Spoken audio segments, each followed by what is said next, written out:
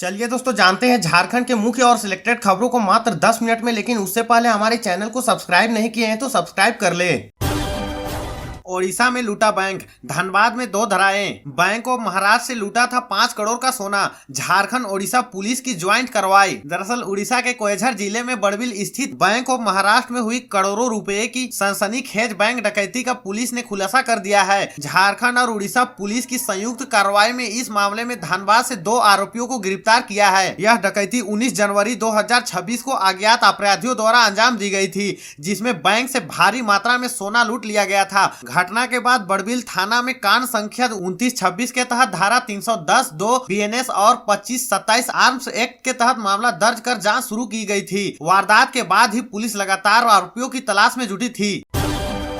प्रशासन ने जारी किया अलर्ट, सुरक्षा बढ़ाई। दरअसल राजधानी रांची में सरस्वती पूजा के दौरान शांति व्यवस्था बनाए रखने के लिए 1000 से अधिक अतिरिक्त पुलिस जवान तैनात किए गए हैं। सुरक्षा विसर्जन तक ही सीमित नहीं है, पुलिस ने अश्लील या भड़काऊ गाने पर भी रोक लगाई है ताकि माहौल शांत रहे। वही शांति समिति बैठकों में व्यवस्थाएं तय की गई है। रांची के विभिन्न इलाकों में शांति समिति के बैठकों में निर्धारित मार्गों से विसर्जन जुलूस निकालने के लिए निर्देश दिए गए हैं ताकि पूजा विसर्जन संयमित रूप से शांतिपूर्ण तरीके से संपन्न हो।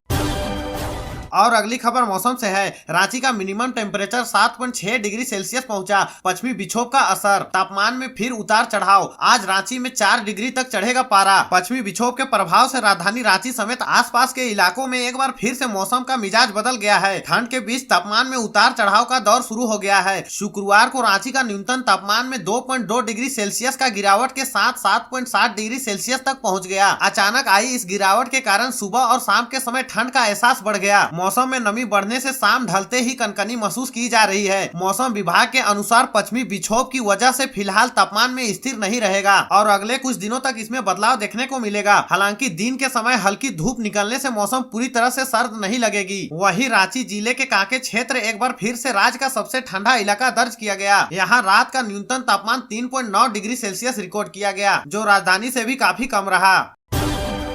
उद्यमी पुत्र कैरव का अब तक नहीं चला पता।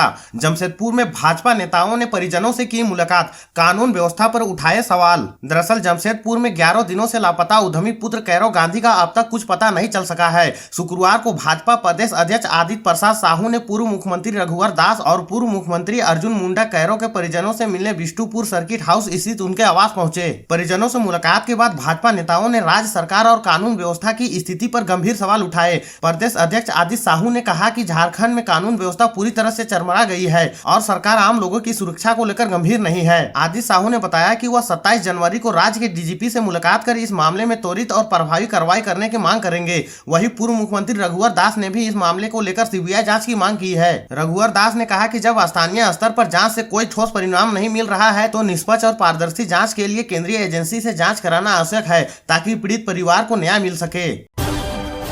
मोरहाबादी में गूंजा राष्ट्रगान का अभ्यास। गणतंत्र दिवस समारोह का फुल ड्रेस रिहर्सल पूरा। सुरक्षा झांकी और परेड को लेकर निर्देश। दरअसल रांची के मोरहाबादी मैदान में 26 जनवरी को आयोजित होने वाले गणतंत्र दिवस के राज्य स्तरीय समारोह की तैयारियों को अंतिम रूप देने के लिए फुल ड्रेस रिहर्सल आयोजित की गई। 24 जनवरी को हुए इस रिहर्सल में गणतंत्र दिवस के दिन होने वाले सभी कार्यक्रमों का रियल टाइम अभ्यास किया गया। परेड, मार्च पास्ट, सलामी, झांकियों की समय सीमा और मंचीय व्यवस्थाओं को वास्तविक कार्यक्रम की तरह दोहराया गया ताकि मुख्य समारोह के दौरान किसी भी प्रकार से चूक ना हो। पूरे मैदान में अनुशासन और समन्वय का स्पष्ट नजारा देखने को मिला। फुल ड्रेस रिहर्सल उपायुक्त मंजूनाथ भजंत्री एवं एसएसपी रांची राकेश रंजन के देखरेख में संपन्न हुआ। दोनों अधिकारियों ने परेड का निरीक्षण किया और मार्च पास्ट की सलामी ली। इस दौरान परेड में शामिल सभी टुकड़ियों को संबोधित करते हुए आवश्यक दिशा निर्देश दिए गए। और अगली खबर डुमरी के फायर ब्रांड विधायक टाइगर जयराम महतो को लेकर है। उन्होंने कहा कि बीते दिनों एदल सांगा पढ़ा राजा सोमा मुंडा की निर्मम हत्या कर दी गई थी। आज खूंटी जिला के चलांगी गांव पहुंचकर परिजनों से मिला, ढाढ़स बंधाया, स्वर्गीय सोमा मुंडा के तस्वीर पर पुष्प अर्पित कर श्रद्धांजलि दिया। उन्होंने यह भी कहा कि दुर्भाग्य है कि अभी तक असली अपराधी का गिरफ्तारी नहीं हुआ है। इस मामले की जाँच सीबीआई से कराने की मांग करता हूँ। सरकार निष्पक्षता से इस मामले में जाँच करे और दोषी को सजा दिलाए। उन्होंने कहा कि राज्य में कानून व्यवस्था चरमरा गई है। जमीन, बालू, कोयले और अवैध व्यापार अपराध के मुख्य कारण है। राज्य में अपराधी बेलगाम है। हत्या और अपहरण का दौर जारी है। उन्होंने यह भी कहा कि पुलिस नागरिकों को संरक्षण देने के बजाय अवैध जमीन, बालू, कोयला और पत्थर व्यापार को संरक्षण दे रही है। और अगली खबर खेल जगत से है। इस भारतीय टीम के सामने 280 रन भी काफी नहीं। इसके बाद तो हार्दिक और रिंकू भी थे। न्यूजीलैंड क्रिकेटर हैरान। दरअसल भारत ने न्यूजीलैंड के खिलाफ रायपुर T20 में 209 रनों का टारगेट महज 15.2 ओवर में ही हासिल कर लिया। इस रन चेज ने हर किसी को हैरान कर दिया। यह फुल मेंबर टीमों द्वारा T20 क्रिकेट के 200 से अधिक रनों का चेज किया गया सबसे तेज टारगेट था। भारत की इस जीत का हीरो ईशान किशन और सूर्य कुमार यादव रहे। ईशान किशन ने 76 रनों की तूफानी पारी खेल भारत को जीत की नींव रखी। वही सूर्य कुमार यादव ने नाबाद 82 रन बनाकर जीत तो हासिल की ही, साथ ही मैच फिनिश किया। भारतीय बल्लेबाजों का इस खूंखार अंदाज को देखकर न्यूजीलैंड के पूर्व क्रिकेटर साइमन डूल ने कहा कि इस भारतीय टीम के सामने 280 रन भी काफी नहीं होंगे। चतरा जवाहर नवोदय विद्यालय में घुसा जंगली हाथी। 4 दीवारी तोड़ कैंपस में घुसा, फुटबॉल पोस्ट तोड़ा, 2 घंटे डरे सहमे रहे स्टूडेंट। दरअसल झारखंड के चतरा जिले में जंगली हाथियों का आतंक थमने का नाम नहीं ले रहा है। ताजा मामला जिला मुख्यालय स्थित जवाहर नवोदय विद्यालय का है, जहां देर शाम एक जंगली हाथी अचानक घने जंगल से निकलकर स्कूल परिसर में घुस आया। हाथी ने स्कूल की 4 दीवारी तोड़ते हुए भीतर प्रवेश किया। हाथी के आने से पूरे परिवार में अफरा तफरी मच गई। चिंघाड़ने की तेज आवाज सुनते ही छात्रावास में रह रहे छात्र और शिक्षक अपनी जान बचाने के लिए कमरे में डूबके रहे। हाथी ने सबसे ज्यादा नुकसान स्कूल के मैदान में पहुंचाया। मैदान में लगे फुटबॉल के गोल पोस्ट को उसने उखाड़ फेंका और अभ्यास के लिए लगाए गए नेट को पूरी तरह से कुचल दिया। स्कूल प्रबंधन के अनुसार यह नुकसान लाखों में है।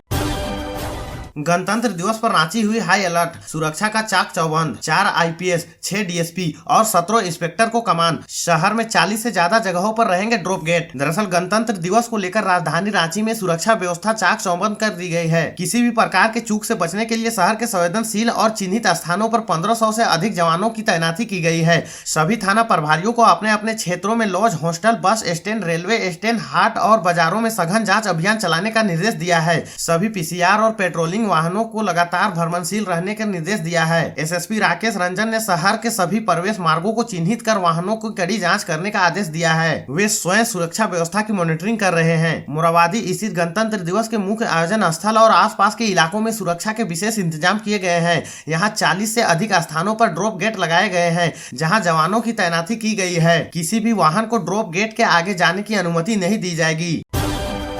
8 ट्रेनें टाटानगर स्टेशन के बजाय आदित्यपुर से चलेंगी। विशाखापट्टनम टाटा एक्सप्रेस अब विशाखापट्टनम आदित्यपुर के रूप में 29 मार्च से चलेगी। दरअसल रेलवे प्रशासन ने यात्री सुविधा और संचालन को और अधिक सुगम बनाने के लिए टाटानगर से चलने वाली 8 प्रमुख ट्रेनों का टर्मिनल आदित्यपुर स्टेशन पर स्थानांतरित करने का निर्णय लिया है। इसके तहत 2081-6 विशाखापट्टनम टाटा एक्सप्रेस अब विशाखापट्टनम आदित्यपुर के रूप में 29 मार्च से चलेगी। ट्रेन का टाटा पर समय 6:40 से घटाकर आदित्यपुर पर 6:35 कर दिया गया है। वहीं 2081-5 टाटा विशाखापट्टनम एक्सप्रेस अब 30 मार्च से आदित्यपुर से चलेगी, जिसका समय 7:25 से बढ़ाकर 7:30 कर दिया गया है। इसके अलावा और भी ट्रेनें अब आदित्यपुर से चलेगी।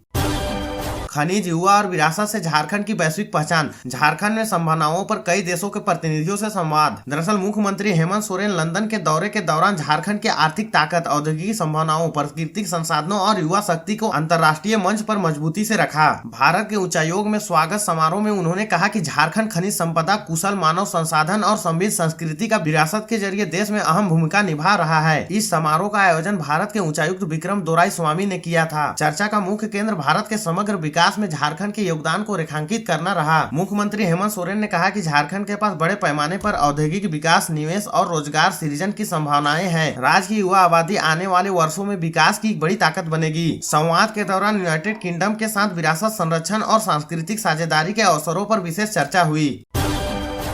3 महीनों में नहीं भगाए जा सके 23 हाथी, 50 एकड़ फसल रौंदी। दरअसल रामगढ़ जिले में 23 हाथी 3 महीने से उत्पात मचा रहे हैं। जिले के सभी क्षेत्र में अलग अलग जगहों पर हाथियों का झुंड पहुंच रहा है। इससे गांव ही नहीं, पूरा रामगढ़ शहर में लोगों में भय का माहौल है। शहर के निकटवर्ती गांव कांकेबार में हर एक दिन के बाद हाथी पहुंच रहे हैं और फसलों को नुकसान पहुंचा रहे हैं। हाथियों ने करीब 50 एकड़ भूमि में करीब 11 लाख से अधिक फसलों को नष्ट किया है, जबकि 30 से अधिक घरों को क्षतिग्रस्त भी किया है। दहशत के कारण गांवों में लोग रात जगह कर रहे हैं ताकि घरों और फसलों के साथ खुद को सुरक्षित रख सके। वहीं वन विभाग के 15 से अधिक कर्मी प्रतिदिन हाथियों को भगाने में लगे हैं। इसके बावजूद हाथी गांवों में घुस रहे हैं। बड़काकाना में कंडेर पंचायत के कुच्चू दाग गांव में बड़े इलाके में हाथियों की डर से छत के ऊपर मचान बनाकर रह रहे हैं ताकि हाथी आए तो उन्हें नुकसान न पहुंचा सके। लोगों ने बताया कि हाथी के डर से गाँव में मेहमान नहीं आ रहे हैं। स्कूली बच्चे डर से शाम में कोचिंग भी नहीं करने जा रहे हैं। कुच्चू दाग गाँव में 1 महीने महीने में 4 बार हाथी आकर दरवाजा तोड़कर अनाज व खेतों में लगी फसल को बर्बाद कर दिया है।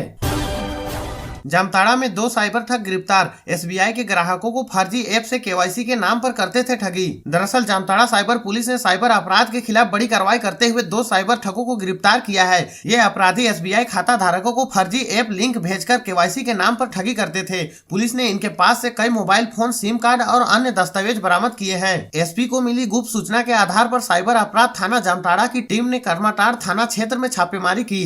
थाना प्रभारी राजेश मंडल के नेतृत्व में गठित पुलिस टीम ने सकलपुर मार्ग से 300 मीटर दूर आम के पेड़ और तालाब के पास दोनों अभियुक्तों को रंगे हाथ पकड़ा।